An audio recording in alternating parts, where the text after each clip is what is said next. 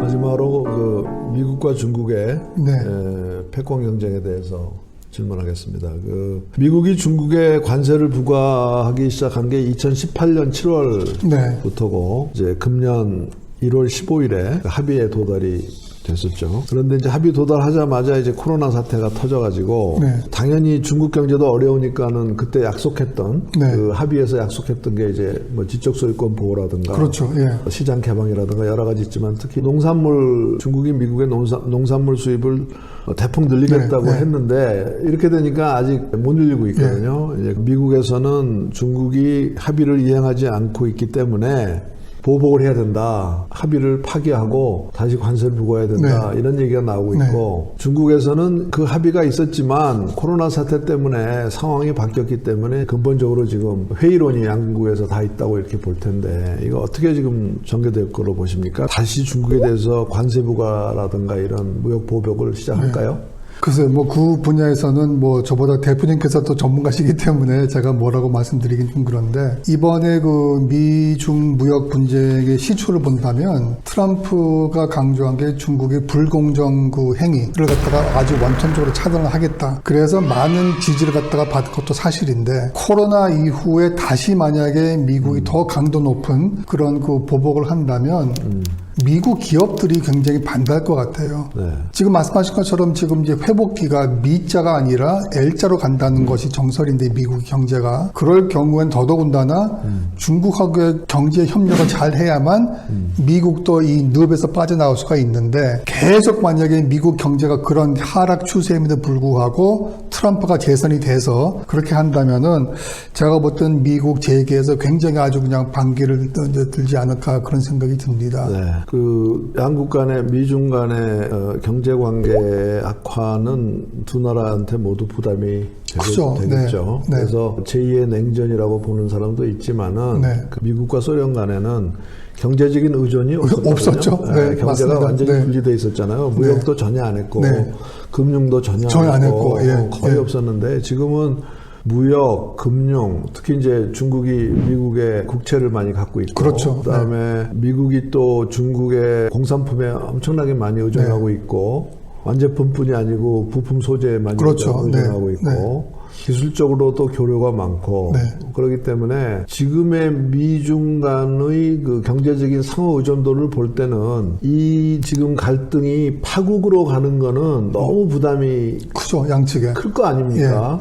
미국으로서도 뭐 코스트의 푸시라든가 기업들이 아까 지적하셨듯이 중국이 많은 상품에서 지금 세계 제1의 시장이잖아요. 미중 간에 갈등이 악화되면 시장을 포기해야 되는 그런 상황이 벌어지고 있고 물론 지금 일부에서는 중국에서 이제 철수한 기업들이 많이 있지 않습니까? 중국에서 이제 많이 제조업은 철수하고 있지만 또 한편에서는 중국 기업들이 미국 주식시장에 상장했다가 다시 폐장하고 돈을 빼고 이런 일이 일어나고는 있지만은 그런 일련의 그 두 나라 간의 경제 관계가 종결된다는 것은 너무나 큰 부담이 될 것 같은데 어떻게 봐야 될까요? 좋게 본다면 미중 간의 분쟁과 더 나아가서 군사적인 충돌이 불가피하다라고 보는 정치학자들도 분명히 있습니다. 예컨대 하버드의 그레이엄 앨리슨 교수 같은 경우에는 과거의 역사적인 사례를 봤을 때 부상하는 국가 대국이 현존하는 대국하고의 국력이 거의 비슷한 시기에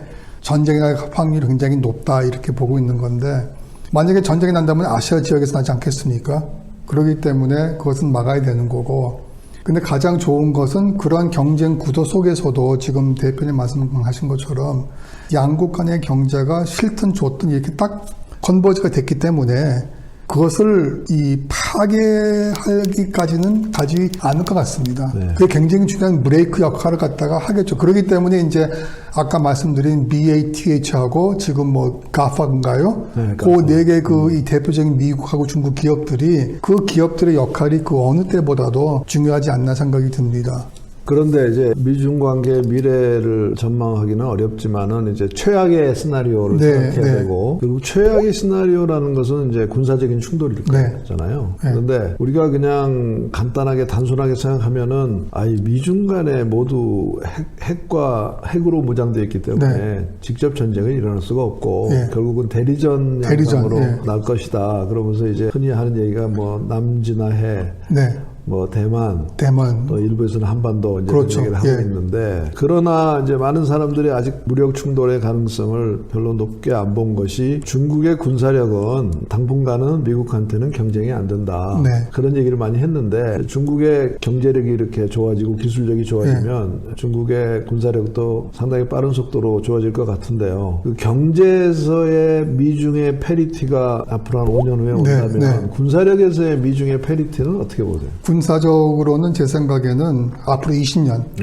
20년까지는 걸리겠지만 문제는 뭐냐면 미국은 전 세계에 미군을 갖다가 배치하고 주둔시켜야 되는데 중국은 그럴 필요가 없는 거죠. 뭐 부분적으로 뭐 지부티 같은 데 무슨 뭐 지금 해군 기지가 있지만 스리랑카하고 중국은 특히 아태 지역만 잘 관리하면 됩니다. 2019년도에 그 국방 예산이요. 미국이 약 한 7천억 달러였습니다. 중국이 2,600억 달러. 근데 이제 미국 정보기관들은 그거는 이제 공개된 그 액수고 비공개된 숨은 수치까지 합치면은 약 한 4천억 달러가 된다. 중국이? 네. 근데 이제 인건비 대비를 본다면은요. 미 국방비의 한 55%가 인건비입니다. 네. 그리고 거기에 플러스 20%는 뭐냐면은 그 보건복지 비용이에요. 헬스케어라든가 그다음에 은퇴하면 그 펜션이라든가 신규 무기하고 그다음에 전력 유지 비용은 전체 예산의 3분의 1이 안 돼요. 근데 중국은 인건비가 훨씬 싸기 때문에 이런 수치만 봐도 제가 볼 때는 중국의 그 핵심적인 전략이 굉장히 강화되는 거고 그다음에 중국은 소위 말하는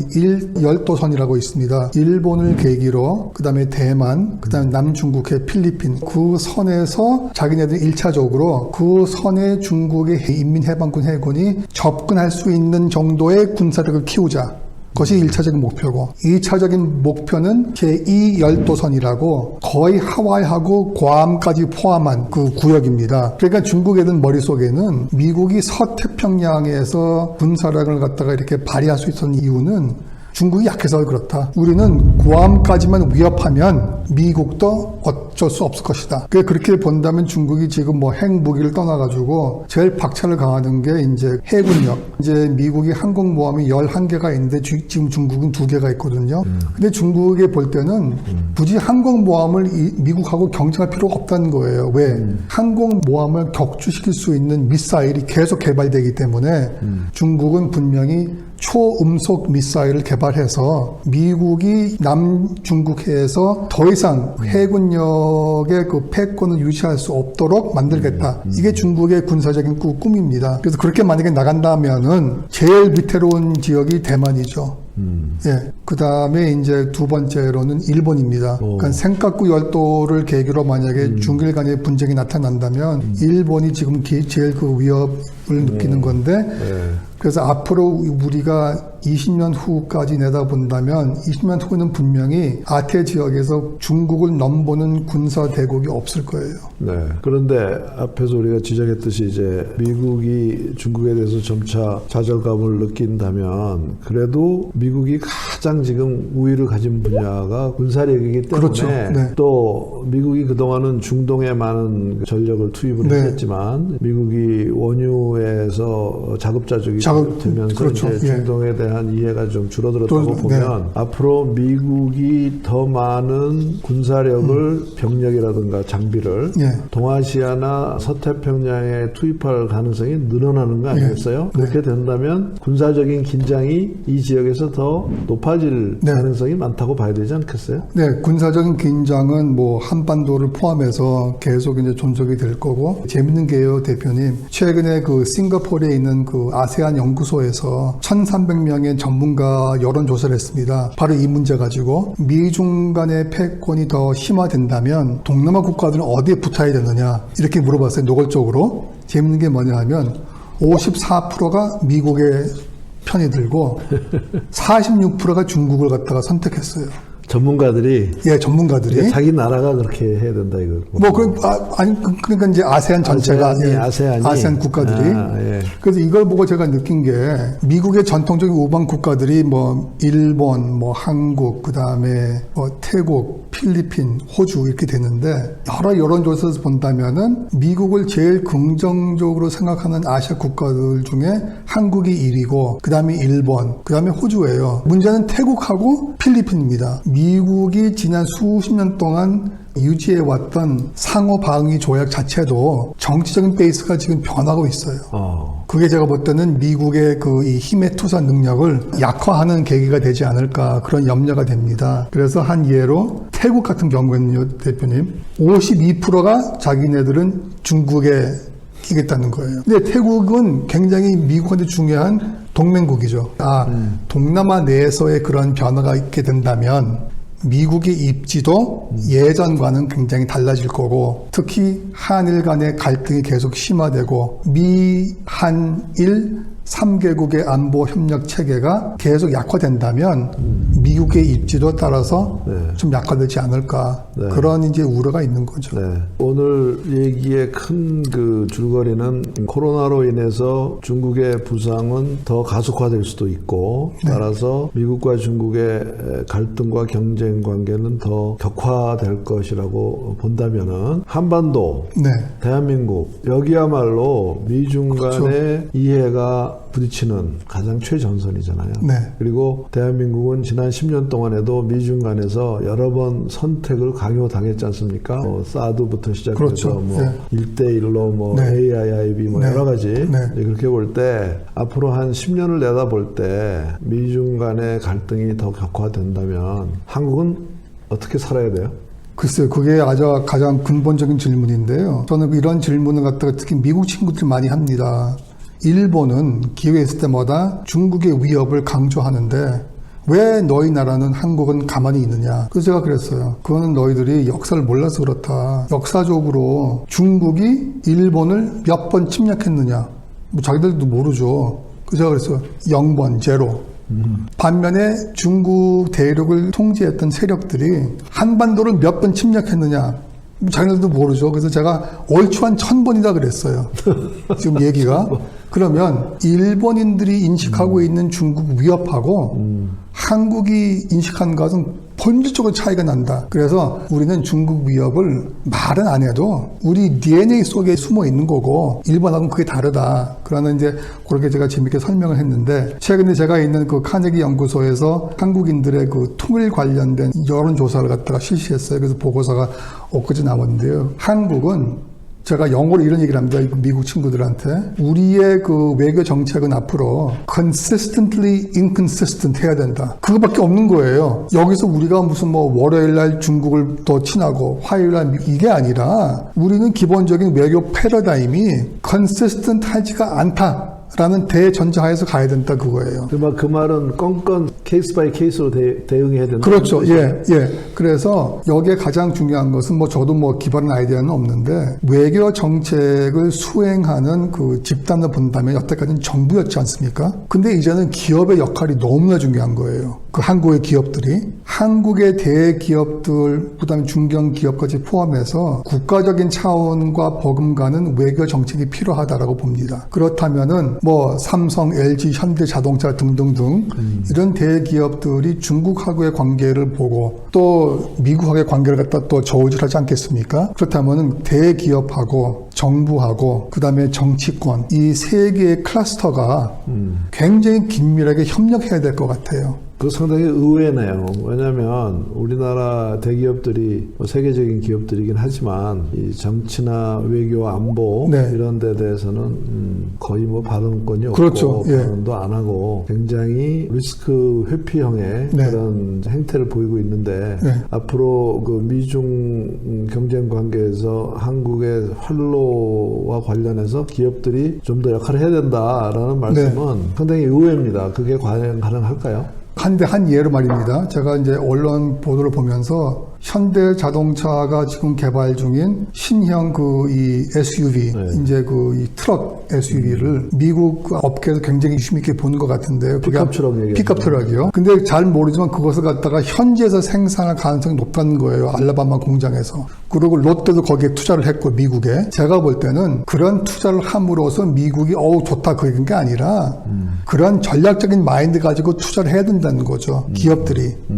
중국하고의 관계를 갖다가 우리가 소홀히 할 게 아니지만 중국에서 우리가 장기적으로 버틸 수 있는 산업이 뭐고 그걸 통해서 중국이 아무리 힘이 강해도 한국하고는 요 분야에서는 필연적으로 한국 기업들하고 협력을 해야 되겠다. 예를 들면 반도체 같은. 예, 그렇죠. 그러니까 지금 이제 니케이 그 경제 리뷰를 보니까 10년 후에 그 뭐라 그럴까 패턴트를 보니까 중국이 제일 1위고 그런데 2위가 한국이라는 거예요.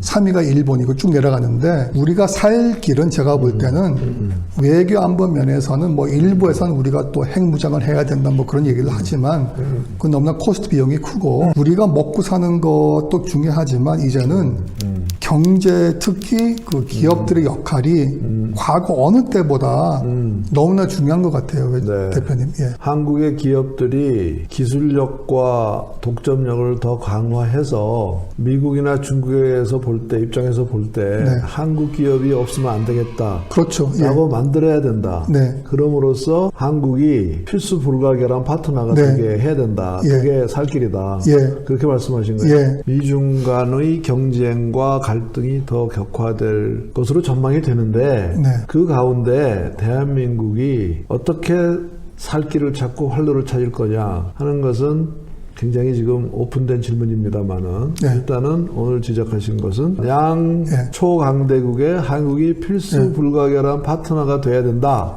특히 기업이. 그런 면에서 테크놀로지 슈퍼파워가 돼야 된다고 저는 믿습니다. 기술력이 돼야 된다. 예. 좋은 화두를 던져주셨습니다. 오늘 감사합니다. 너무 감사합니다. 네. 네.